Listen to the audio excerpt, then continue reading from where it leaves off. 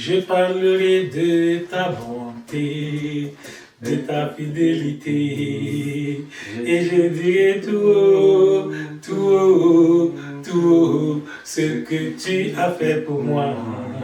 Je proclamerai la gloire de ton nom. Je parlerai de ta bonté, de ta fidélité, et je dirai tout haut, tout haut, tout haut, ce que tu as fait pour moi.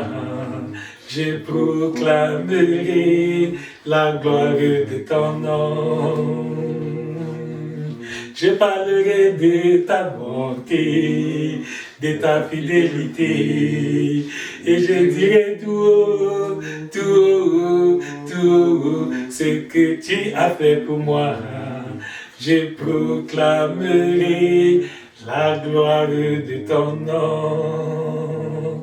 Merci Seigneur pour ton amour. Merci pour le salut en Jésus-Christ. Merci pour la joie, la paix qui remplit nos cœurs. Merci Seigneur pour l'exaucement de nos prières. Merci pour la guérison de nos maladies. Amen. Merci Seigneur pour la délivrance de tous nos problèmes. Nous te sommes infiniment reconnaissants. Amen. Car tu es la solution Seigneur à notre humanité actuelle. Amen. Nous te sommes grandement reconnaissants Seigneur parce que c'est toi qui combats pour nous. Et nous sommes déjà plus que vainqueurs par celui qui nous a aimés. Amen. Nous commençons la bataille étant déjà dans une position de victoire. Amen. Nous ne combattons pas pour la victoire, mais nous combattons étant déjà dans la victoire. Amen. À toi la gloire au siècle des siècles. Amen. Au nom de Jésus-Christ, nous avons prié.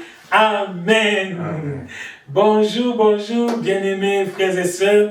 Merci, je vous accueille avec beaucoup de joie dans ce culte matinal. Je rends gloire à Dieu pour ceux qui ont pu venir en présentiel ici dans la salle. Je rends gloire à Dieu à ceux qui sont connectés en ligne, qui nous suivent à travers Internet. Et je bénis le Seigneur qui suivront ce message en différé demain, la semaine prochaine, un mois, un an, je ne sais pas quand plus tard. Parce que la parole de Dieu est la même, elle est vivante et efficace. Alléluia. Jésus-Christ nous a sauvés, il a mis en évidence la vie et l'immortalité par l'évangile. Gloire à Dieu. Amen. Maintenant, nous avons notre méditation de ce matin, ce dimanche 1er juin 2025.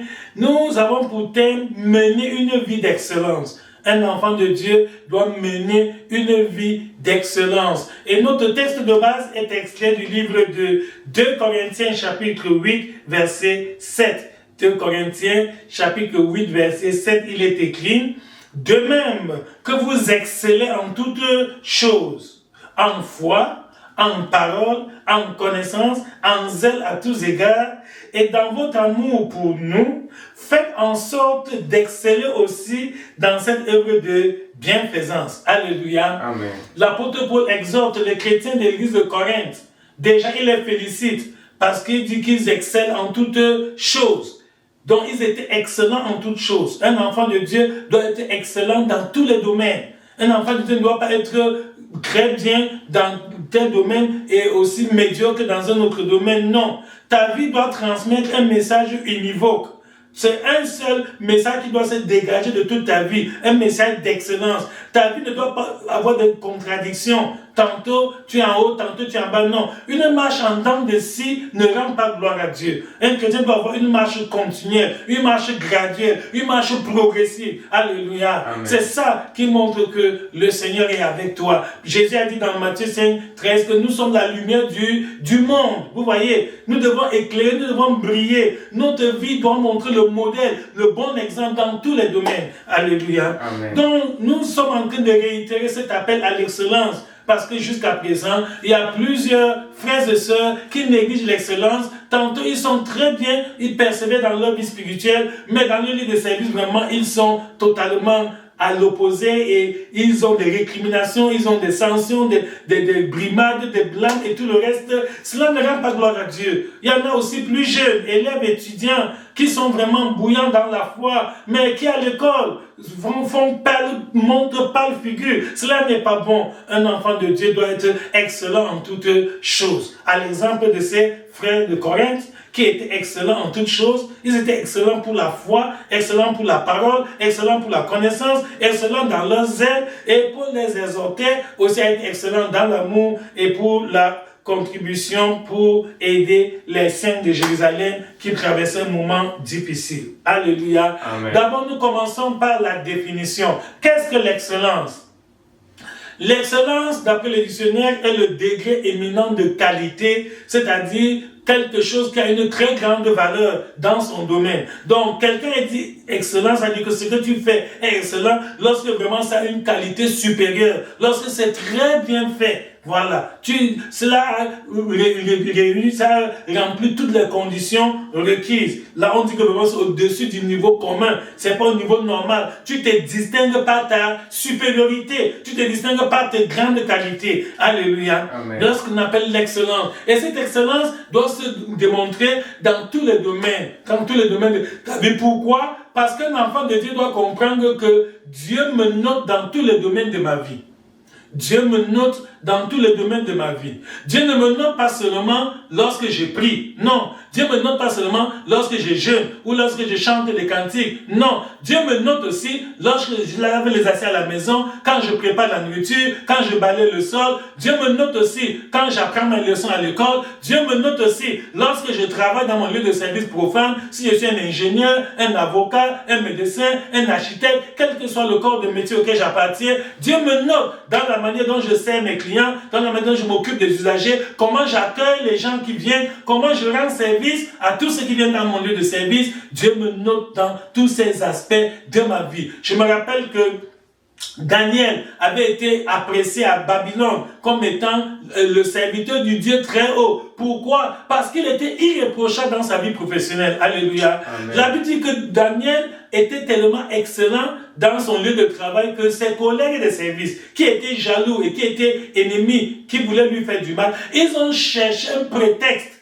dans sa vie. Ils ont cherché à voir s'il y a une faute, même la moindre erreur. Ils n'ont rien trouvé. Daniel était irréprochable sur le plan professionnel. Et c'est pour ça qu'ils étaient obligés, pour lui faire du mal, d'aller exciter le roi à prendre un décret qui dit qu'on ne doit plus prier un autre Dieu en dehors du roi. Bien-aimé, c'est ça le modèle d'excellence que nous devons imiter au nom de Jésus. Alléluia. Amen. Quand tu es excellent, vraiment ça honore Dieu. Même dans tes relations avec le prochain, Dieu dit aime ton prochain comme toi-même. Tu ne dois pas aimer ton frère avec des réserves. Non, aime ton prochain, honore-le. Ce que tu ne veux pas qu'on te fasse, ne fais pas ça autrui. Parfois, il faut voir la manière dont tu parles à ton prochain.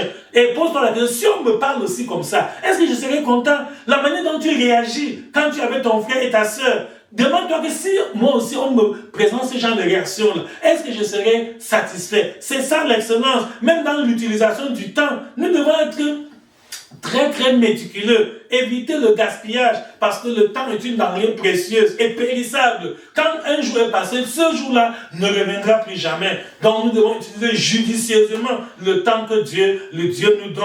Et nous devons prendre du temps même pour l'encadrement de nos enfants. C'est ça l'excellence. Un parent doit être excellent même dans la manière dont il prend soin de sa progéniture. Tu ne dois pas être quelqu'un qui perd le temps dans des futilités, dans la discrétion, et tu ne penses à tes enfants que lorsque tu n'as plus rien à faire, lorsque tu es fatigué, tu es déjà sur le point d'aller au lit. Non, un parent responsable doit veiller sur ses enfants, encadrer, leur prodiguer des conseils, leur communiquer son expérience. D'ailleurs, le vœu le plus cher de chaque vrai parent, c'est que son enfant aille plus loin que lui dans la vie. Chaque parent aimerait que son enfant puisse être plus excellent, son enfant puisse accomplir des performances largement supérieures à ce que lui l'avait atteint. Pourquoi? Parce que dans son ignorance, il a commis des erreurs, il a commis des fautes, il s'est limité lui-même, il s'est bloqué, mais il voudrait que son enfant puisse capitaliser sur ses expériences, sur ses échecs. On dit que l'expérience est la somme des erreurs. Donc chaque parent aimerait que son enfant puisse éviter de commettre les mêmes erreurs que lui l'avait commises et pouvoir donc avoir de meilleures performances, de meilleures réalisations, de meilleurs résultats. Alléluia. Amen. Dans notre langue maternelle, il y a un adage qui dit que ce n'est pas bon que le même caillou perce ta calebasse 2 fois. Quand un même caillou perce ta calebasse 2 fois, vraiment ce n'est pas sérieux, tu es un insensé. Parce que tu aurais dû tirer la leçon du premier échec, de la première erreur qui a permis à un caillou de casser ta calebasse et prendre des mesures appropriées, des mesures sévères et draconiennes, des mesures rigoureuses et responsables pour empêcher que cela ne se reproduise. Mais si tous les jours dans ta vie, les mêmes causes produisent les mêmes effets, mon frère, tu n'es pas un modèle, tu n'es pas la lumière, tu n'es pas le sel de la terre. Dieu n'est pas content de toi, même si les hommes ne te le disent pas parce qu'ils veulent garder leur bonne relation avec toi, ils sont complaisants, ils te dorlopent, ils te soutiennent dans le mal. Dieu n'est pas content de cette manière d'agir. Nous devons prendre des efforts pour améliorer, comme on a vu dimanche dernier, pour grandir, pour toujours progresser. L'exemple nous est donné par Jésus-Christ, notre modèle parfait. Dans Luc 2,52, il est écrit que Jésus croissait en stature, il croissait en sagesse, il croissait en grâce devant Dieu et en grâce devant les hommes. Et nous avons vu que ça, c'est une croissance équilibrée. Donc Jésus grandissait dans tous les domaines de la vie simultanément au même moment. En même temps que Jésus grandissait physiquement, biologiquement, son corps prenait du volume. En même temps, Jésus grandissait sur le plan social. En même temps, Jésus grandissait sur le plan de la sagesse. Il grandissait dans sa vie spirituelle. Et la même expérience doit aussi être la nôtre au nom de Jésus. Aujourd'hui, beaucoup d'enfants de Dieu s'amusent avec leur vie et après nous accusons le diable.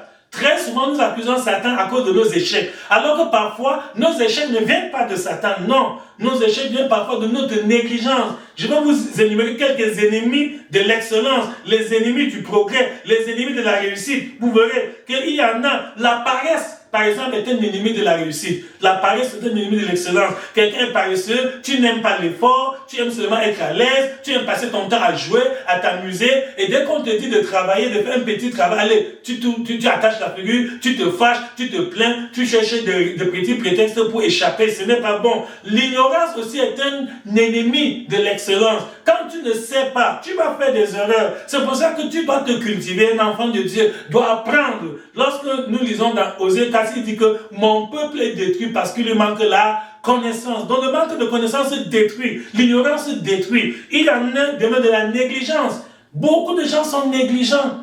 Ils prennent tout à la légère. Ils ne prennent rien au sérieux. Même cette Bible que nous lisons, parfois, on te demande que tu la parole. Tu dis, je sais que quelque part, dans la Bible dit que veut dire quelque part, c'est pas sérieux. Ceux du monde s'appliquent dans la vie du péché, dans les plaisirs charnels, dans les choses qui n'édifient pas. Et toi, tu prends à la légère la parole de Dieu qui donne la vie, qui te guérit, qui te sauve, et par laquelle le Seigneur te jugera au dernier jour. Je prie que cela ne soit plus ton partage au nom de Jésus. Amen. La routine aussi est un ennemi de l'excellence. Quelqu'un qui aime tourner en rond, marquer le pas sur plat, faire les mêmes choses tous les jours. Non, tu dois avoir le goût de l'innovation. Même Dieu a dit chanter à l'Éternel un cantique nouveau. C'est David qui l'a dit. Que Dieu n'aime pas qu'on lui chante les mêmes cantiques tous les jours. Ça devient redondant, fatigant.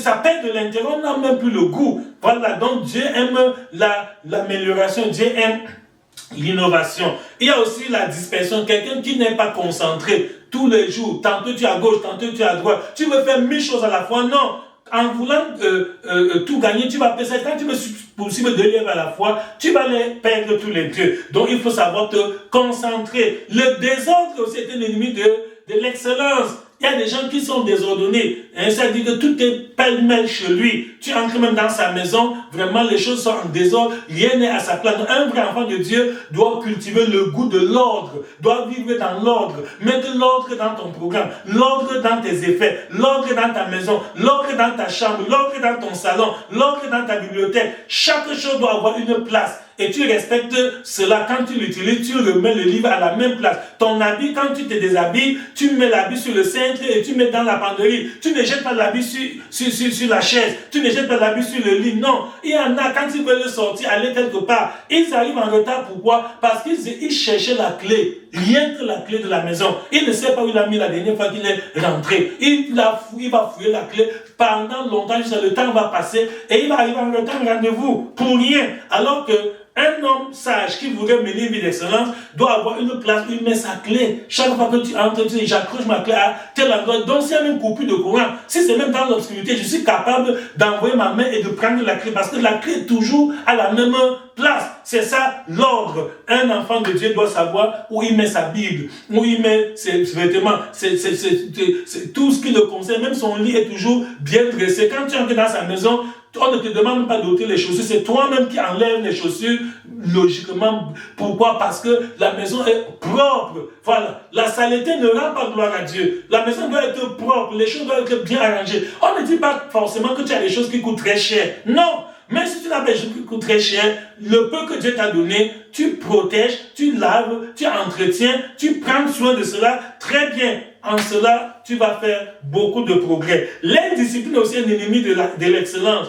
Quelqu'un qui est indiscipliné, c'est-à-dire qu'il ne se contrôle pas. Il fait tout à la légère, il fait les choses à contre-temps. Cela n'est pas bien. La distraction est la mère de plusieurs péchés. La distraction est l'origine de nombreux échecs. Il y a des élèves qui échouent à l'école, pas parce qu'ils sont bêtes, pas parce qu'ils ne sont pas doués, pas parce qu'ils sont bouchés, tout simplement parce qu'ils sont distraits. Tu perds le temps devant l'écran de télévision, tu vois le film, tu visionnes des choses sur Internet, tu es dans les réseaux sociaux, tu es tout le temps sur Facebook, sur WhatsApp, tu scrolles le téléphone, etc. Alors que c'est un temps précieux que tu pouvais utiliser pour mieux te cultiver, pour mieux apprendre, pour mieux préparer tes examens et avoir de bonnes notes et avoir de bonnes performances dans tes études. La distraction à l'origine de beaucoup d'échecs. Donc, un enfant de Dieu doit éviter la distraction. L'excès de sommeil est un ennemi de la réussite, un ennemi du progrès. Quelqu'un qui dort à l'excès, certainement doit dormir pour se reposer, pour renouveler ses forces. Lorsqu'on a beaucoup travaillé, c'est tout à fait légitime. Mais lorsque quelqu'un dort à l'excès, c'est-à-dire que tu dors, même ton corps commence à faire mal sur le lit. Même le lit te chasse. Le lit te demande de partir. Tu te couches sur le flanc gauche. Finalement, le flanc gauche fait mal. Tu te couches sur le flanc droit. Le flanc droit fait mal. Tu te couches sur le dos fait mal. Tu te couches à plat ventre. Et même en même temps, même le ventre dit que non, tu as trop dormi. Lève-toi, va travailler. Et toi, tu cherches toujours d'autres astuces pour rester dans le sommeil. Cela n'est pas bien. Et la gourmandise, les excès du manger, du boire, c'est aussi un ennemi du progrès. Quelqu'un qui mange à l'excès, quand tu manges trop, finalement, le ventre étant déjà très plein, qu'est-ce qui va arriver? Tu as envie de dormir. Tu pourras prendre tes cahiers pour étudier en ce moment-là. Non, ça ne va pas aller. Tu ne peux pas faire une réflexion profonde, mûre, stable et vraiment responsable. Pourquoi? Parce que tu es déjà émoussé. Ton énergie est émoussée. Tu as perdu vraiment la grande partie de ta force que tu pouvais utiliser. Donc, Dieu nous a donné beaucoup de grâce, beaucoup de bénédictions. C'est nous-mêmes qui nous privons de la grâce de Dieu par ces habitudes que je viens d'énumérer et par les choses semblables. La liste n'est pas exhaustive. Donc, on n'attend pas les miracles les bras croisés. C'est une erreur. Tous ceux qui croisent les bras, en tout cas, Dieu sait que je suis là, Dieu va m'aider. Je sais que le bon Dieu n'oublie personne. C'est faux. Ce n'est pas vrai. Dieu te demande de travailler. Dieu ne bénit pas la paresse. Dieu ne bénit pas le vide. Dieu ne bénit pas ce qu'on n'a pas semé. C'est lorsque tu sèmes que Dieu va faire que la pluie tombe et arrose ta semence et germe et porte du fruit. Et tu auras une bonne moisson, une bonne récolte qui va te permettre de satisfaire tes besoins. Donc, même pour qu'un miracle se produise, et à la part de l'homme et à la part de Dieu. Si tu ne fais pas ta part en tant qu'être humain, Dieu ne viendra pas faire un miracle pour couvrir ta paresse. Beaucoup de gens passent le temps comme ça, ils n'étudient pas leurs leçons. Les élèves, en fin d'année, se mettent à prier, oh Dieu, aide-moi à réussir mon examen. Dieu n'exauce pas ce genre de prière. C'est un élève, un étudiant qui a été vraiment assidu à l'école pendant le long de l'année scolaire. Il a appris ses leçons, il a fait ses devoirs. Et maintenant, quand il sait qu'il a terminé tout ce qui était vraiment en son pouvoir, maintenant il dit, Seigneur, j'ai besoin de ta grâce pour que je ne tombe pas malade le jour de l'examen, pour que je n'ai pas un imprévu qui peut m'empêcher d'aller composer, etc. Et là, le Seigneur va lui accorder la réussite. C'est là le modèle, le bon exemple, le modèle que nous devons imiter. Alléluia. Amen. Donc, mon frère et ma soeur, il est grand temps que tu changes ta mentalité, que tu abandonnes. Pourquoi? Parce que l'homme récolte ce qu'il sème. C'est une loi de la nature, c'est une loi immuable. Si tu sèmes du maïs, tu récolteras du maïs. Tu sèmes des arachides, tu récolteras les arachides. Donc ne te fais pas d'illusion que comme tu es enfant de Dieu, si tu sèmes le maïs, après tu vas jeûner et prier intensément et Dieu va faire qu'au lieu de récolter le maïs que tu as semé, tu récoltes plutôt les arachides. Cela n'est pas vrai. Dans Galates, chapitre 6, verset 7, Galates, chapitre 6, verset 7, la Bible dit qu'on ne se moque pas de Dieu. Ce qu'un homme aura semé, il le moissonnera aussi. Il dit, ne vous y trompez pas. Parce que beaucoup se trompent, beaucoup se font des illusions. Ne vous y trompez pas, on ne se moque pas de Dieu. Or, parfois tu te moques de Dieu sans t'en rendre compte. Lorsque vraiment tu passes le temps dans la paresse, le sommeil, la négligence, le désordre, l'indiscipline et tout ce que nous venons de voir là. Et après tu te mets à prier pour que Dieu te donne un bon résultat. Ça c'est une moquerie. Dieu ne peut pas exaucer ce genre de prière là. Voilà. Chacun récolte ce qu'il sème. Et si tu sèmes pour la chair, tu moissonnes de la chair la corruption. Si tu sèmes pour l'esprit, tu moissonnes de l'esprit la vie éternelle. Voilà comment un enfant de Dieu doit travailler. Maintenant, je voudrais préciser, parce qu'il y a certains qui ont commis cette erreur de dire que, pasteur, tu dis qu'il faut faire le bien. J'ai fait le bien à tel, mais il est ingrat. Il ne me salue même plus, il n'a plus mon temps. Non! La Bible dit que ce qu'un homme aura semé, il le moissonnera ici.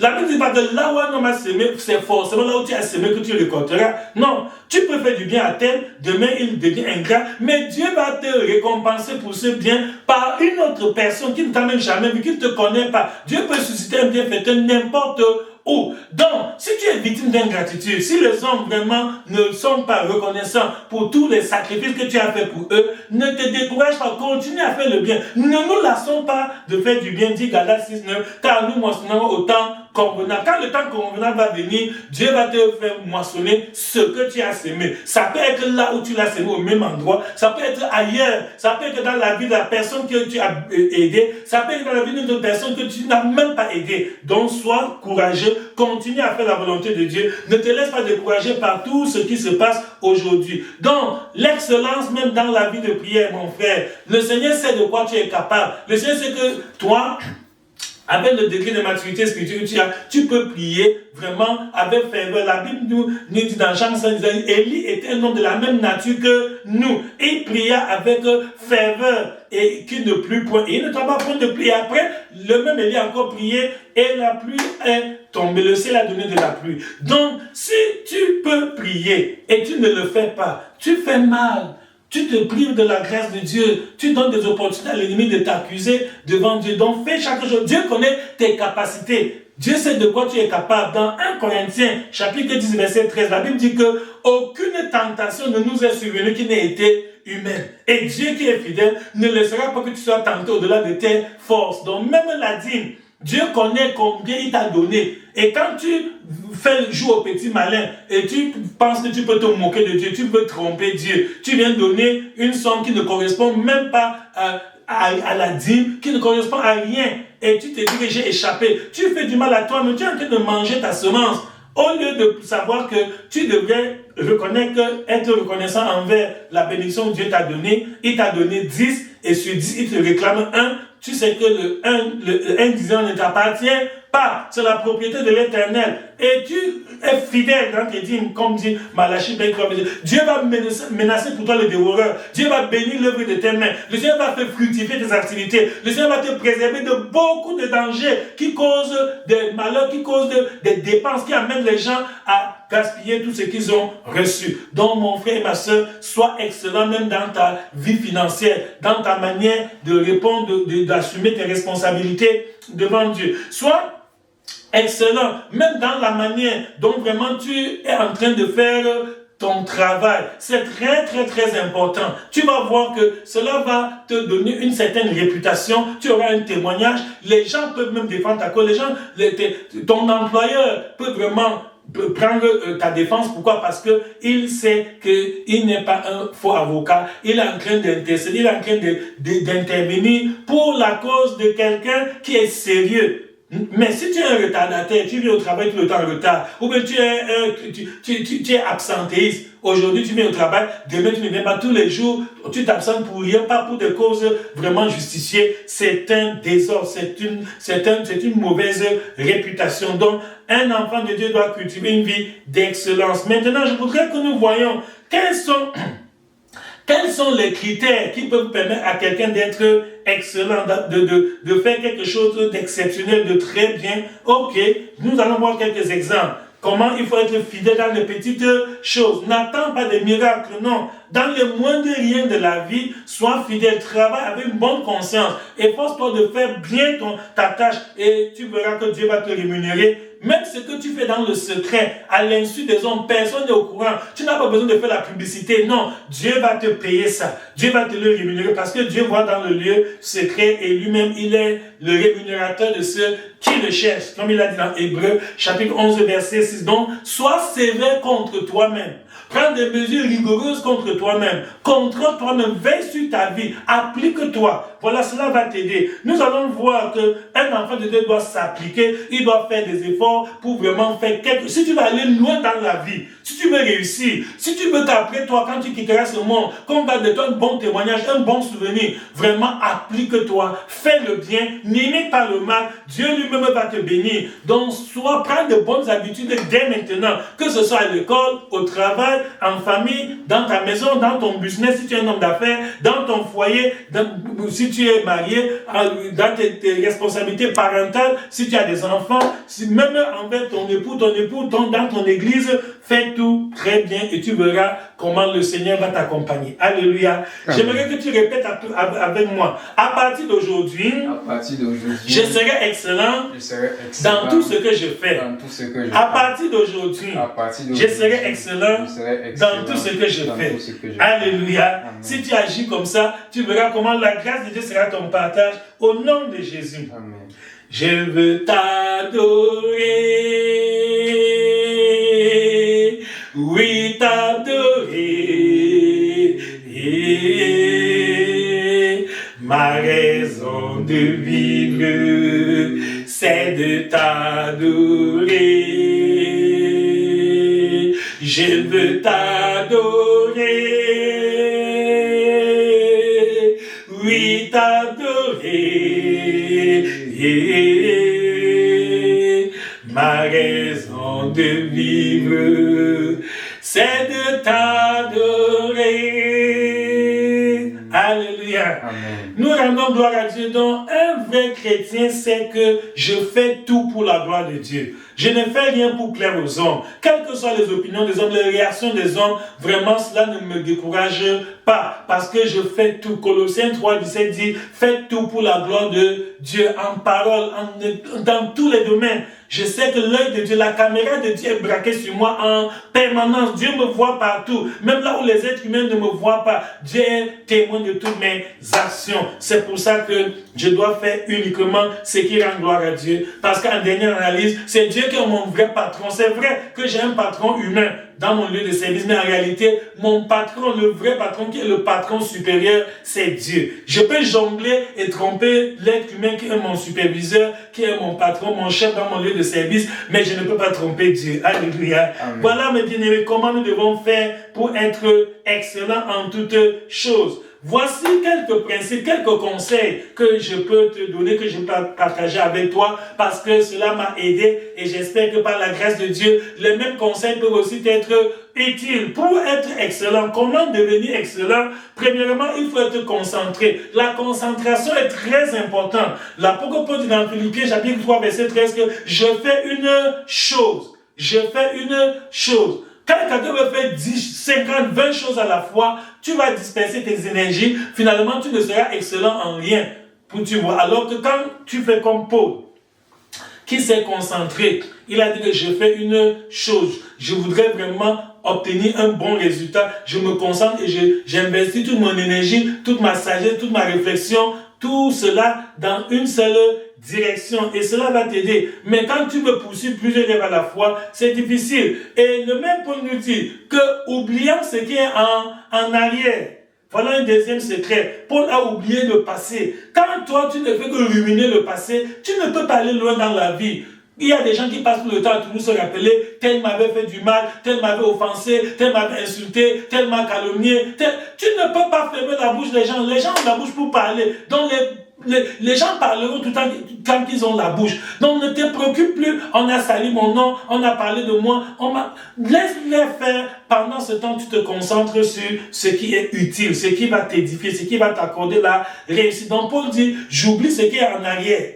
Le passé est déjà passé, le passé est irrémédiablement révolu. Je ne peux plus ramener le passé pour le changer. Donc c'est une perte de temps que d'être en train de ruminer, ressasser les choses qui sont déjà passées. Je dois m'occuper du présent pour mieux préparer mon avenir. Voilà un homme sage. Et c'est ce que Paul faisait. Il dit, je fais une chose. J'oublie ce qui est en arrière, je me porte vers l'avant. Je suis en train de déployer tous mes efforts pour améliorer mes performances. Ensuite, il y a des recherches. Un homme qui va aller loin, qui va être excellent, doit faire des recherches. Oui. C'est-à-dire que, d'abord, prenons les choses sur le plan naturel. La nature même nous enseigne. La nature nous enseigne que les choses précieuses ne se trouvent pas facilement. Prenons par exemple l'or, l'argent, les pierres précieuses. Tu ne peux pas trouver ça comme ça en même le sol. Non, il faut creuser. Parfois, il faut aller en profondeur pour pouvoir atteindre les pierres précieuses, les choses importantes. C'est la même chose dans tous les autres domaines de la vie. Donc, c'est au bout de l'effort qu'on a la réussite. Ceux qui aiment la facilité, ceux qui aiment seulement le sommeil, et dormir, manger, boire, se reposer et ne rien faire, vraiment, non. C'est à la sueur de notre front que nous pouvons obtenir un bon résultat. Donc, c'est important qu'il faut vraiment se concentrer, faire des recherches. Autre conseil, c'est faire tout avec application. Il faut t'appliquer. N'agis pas à la légère, il faut t'appliquer. Qu'est-ce que l'application? Lorsque tu fais un effort persévérant, lorsque vraiment tu prends le temps, tu te concentres, et même dans Actes des Apôtres, chapitre 6, du verset 1 au verset 6, lorsqu'il y avait des murmures à Jérusalem, dans la première communauté chrétienne au sujet de la distribution de nourriture, les apôtres ont dit quelque chose de très important. Ils ont demandé à l'assemblée des fidèles de choisir 7 hommes remplis du Saint-Esprit, de qui ont un bon témoignage. Voilà, et qui sont pleins de sagesse pour qu'ils s'occupent du travail de diacre, la distribution de nourriture. Il dit, et nous continuerons à nous appliquer à la prière et au ministère de la parole. Alléluia. Amen. Voilà le secret. Quand nous lisons les témoignages dans les actes, comment Dieu a utilisé les apôtres de manière miraculeuse, nous nous demandons pourquoi, quel était leur secret. Leur secret était qu'ils étaient concentrés, ils s'appliquaient à la prière et au ministère de la parole. Ils ne priaient pas légèrement comme nous, non. Ils n'étudiaient pas la parole avec négligence comme nous, non. Voilà. Donc, je donne un exemple. Si Dieu t'a donné la grâce de chanter, tu as une belle voix. Mais ça, c'est la parole que le Seigneur a fait. C'est à toi maintenant de t'appliquer pour chanter. Tu dois faire des répétitions, tu dois vraiment apprendre de nouveaux chants, tu dois t'efforcer de composer même de nouveaux cantiques. C'est ça. Mais si tu as ce talent, si tu as ce don en toi et tu prends la légère, tu ne peux pas. Et Paul dit à Timothée, dans 1 Timothée chapitre 4, verset 13, que jusqu'à ce que je vienne, applique-toi à la lecture. Alléluia. Amen. Que en attendant que j'arrive, ne croise pas les bras, ne dors pas. Tu ne réussiras, tu n'iras nulle part, tu ne feras rien de bon. Il dit, jusqu'à ce que je vienne, 1 Timothée 4, 13, applique-toi à la lecture, à l'exhortation, à l'enseignement. Alléluia. Amen. Voilà comment doit faire un enfant de Dieu. Tu t'appliques, tu ne dis pas seulement que Dieu me voit, Dieu sait que je suis là, Dieu va faire un miracle. Non. Donc, sois aussi prêt à te distinguer de la masse. Si tu veux aller loin, si tu veux réussir, si tu veux mener une vie d'excellence, c'est notre thème, mener une vie d'excellence. Nous devons mener une vie d'excellence dans tous les domaines. Si tu veux atteindre cet objectif, tu dois aussi t'appliquer, tu dois te distinguer, tu dois cesser d'imiter les autres, de faire comme tout le monde. Non. Tu dois être prêt à travailler même des heures supplémentaires. Même toi, élève ou étudiant, pendant que tes camarades de classe sont en train de dormir, de jouer, de s'amuser, toi, tu es concentré dans tes cahiers, dans tes livres, dans tes leçons, en train d'apprendre. Et demain, lorsqu'on va faire des tests, tu seras le meilleur. Pourquoi? Parce que tu as aussi mieux investi que eux. Voilà, je me souviens d'un vendeur d'arachides, un jeune homme qui vendait des arachides dans les rues de Yaoundé, et il était particulier, il s'est distingué, comme je disais, je parlais de la distinction. Beaucoup d'enfants, quand on les envoie pendant les vacances aller vendre les arachides, il y en a, ou la banane, ou les mangues, ou les oranges, je ne sais pas, il y en a qui passent le temps dans la discrétion, ils marchent malgré eux, parfois même ils refusent d'aller dans certains endroits par paresse, et le soir ils rentrent avec l'assiette, le plateau d'arachides, d'avocats qu'on n'a pas acheté. On dit, les parents demandent, mais pourquoi tu n'as pas dit que le marché ne marche pas? Et pourtant, Ça dépend de la manière dont tu te comportes lorsque tu vas vendre tes marchandises. Cet enfant était très très particulier. Il était propre, il s'habillait bien et lorsqu'il prenait son plateau d'arachide, il mettait sur la tête, il marchait partout il arrive. Et il présente sa marchandise, c'est lui-même qui interpelle les potentiels clients, il les interpelle. Et lorsque quelqu'un le sollicite, qu'est-ce qu'il fait? Il se dispose très bien, il mesure la quantité d'arachide que tu as demandé. Au lieu de verser ça dans le papier qu'il a déjà enroulé, il préfère verser ça en l'air. Quand il verse en l'air, tout le monde crie, oh, on pense que ça va ce papier. Non, il connaît comment envoyer sa feuille et recueillir tous les grains d'arachide sans qu'un seul ne tombe au sol. Et ça fait applaudir les gens. Et comme ça attire l'attention des autres passants. Maintenant, quelqu'un qui n'a même pas besoin d'acheter l'arachide est obligé de s'arrêter, voyant seulement les gestes vraiment très très particuliers de cet enfant. Il achète un autre aussi comment. Et finalement, son traité d'arachide finit avant 10h le matin. Il a déjà tout terminé. D'autres vont rentrer le soir à 17h avec le plateau plein sans avoir rien vendu ou avoir peu vendu. Lui, avant 10h, il a déjà achevé. Il rentre à la maison. Il prend encore une autre quantité. Il revient. Par jour, il peut faire 3, 4, 5 tours. Voilà pourquoi. Parce qu'il s'est distingué des autres vendeurs d'arachide. Donc la distinction peut se faire partout, dans tous les domaines. Ce n'est pas seulement à l'école, non, tout dépend de toi. Donc n'aie pas honte de copier ce qui est bien. Quand tu vois quelqu'un qui a fait une bonne chose, vraiment, et tu peux t'en inspirer aussi pour améliorer ce que tu fais, que l'orgueil, il y a bien qui meurt par orgueil, il reste sur place parce qu'il dit que moi, je ne peux pas. Il est vrai que, soyons sages, l'humilité est le chemin de la réussite. L'orgueil précède la chute. Alléluia. Amen. Donc, pour encore réussir un autre conseil, il faut avoir une référence à laquelle tu veux t'identifier. Tu veux être serviteur de Dieu comme qui? Voilà. Si tu choisis Paul comme ton modèle, imite Paul, examine la vie de Paul, comment Paul faisait, comment en est-il arrivé avec un si grand instrument de Dieu. Tu étudies sa vie et tu marches sur ses pas, tu suis ses traces, tu imites son exemple. Tu verras comment tu vas accomplir de très grandes choses. Mais quand tu es paresseux, tu n'es utile ni à Dieu ni au diable. Vraiment, il faut que tu le dises, ça va te surprendre. Quand tu es paresseux, tu n'es utile ni à Dieu ni à Satan. Pourquoi? Parce que Dieu et Satan ont besoin des gens dévoués, des gens travailleurs, des gens qui sont vraiment actifs. C'est ça.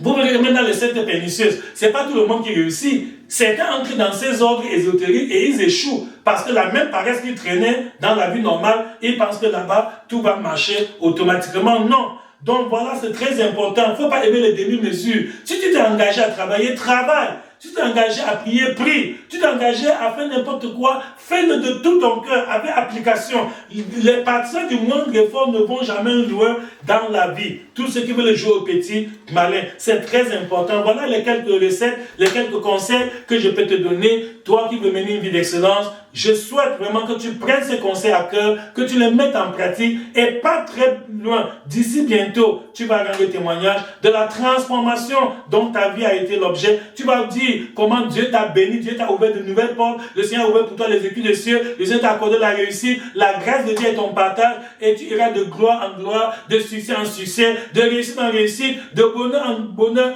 Avec Dieu, nous accomplirons des exploits. Alléluia. Amen. Nous prions, Seigneur, merci pour ta parole.